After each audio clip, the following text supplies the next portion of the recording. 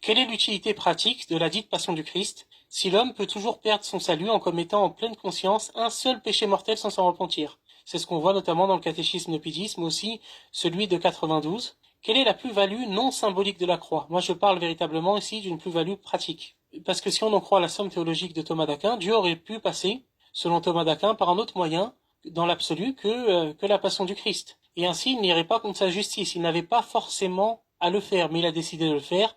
Et Thomas d'Aquin parle des convenances de la passion du Christ, mais il donne des raisons symboliques, comme le fait pour Dieu de montrer son amour. Quelle est la plus-value non symbolique, pratique de la croix, de la passion du Christ dans le catholicisme, selon vous, alors que le catholicisme est une religion extrêmement dure, puisqu'une personne qui commet un péché mortel, sans repentir par la confession des péchés, ça c'est le moyen ordinaire, ou par contrition parfaite s'il n'y a pas de prêtre. Et d'ailleurs, même s'il n'y a pas de prêtre, la contrition parfaite est valable si la personne a au moins l'intention de se confesser.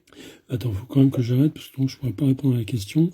Alors, l'utilité pratique, eh bien, mon cher Yacine, c'est que le sacrifice de Jésus a changé le monde. On est d'ailleurs en l'an 2023, c'est 2023 après la naissance de Jésus.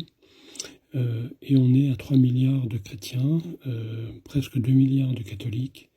Je vous invite à lire les vies de saints. Il y a dans le catalogue officiel des saints catholiques, il y a à peu près 6000 saints, je crois. C'est un grand moyen de comprendre que le catholicisme est vrai.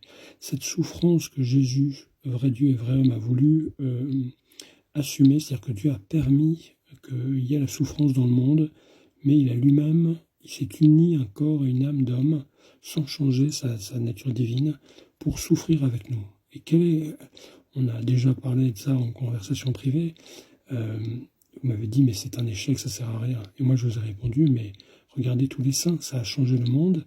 Et il y a toute une série d'hommes et de femmes qui sont profondément touchés dans leur cœur par cet amour que nous a témoigné Jésus, qu'il a vécu. Jésus est vraiment l'homme, c'est une vie totalement divine, aucune recherche de son intérêt personnel, de nourriture, d'argent, de sexe. C'est une vie d'une pureté, d'une grandeur.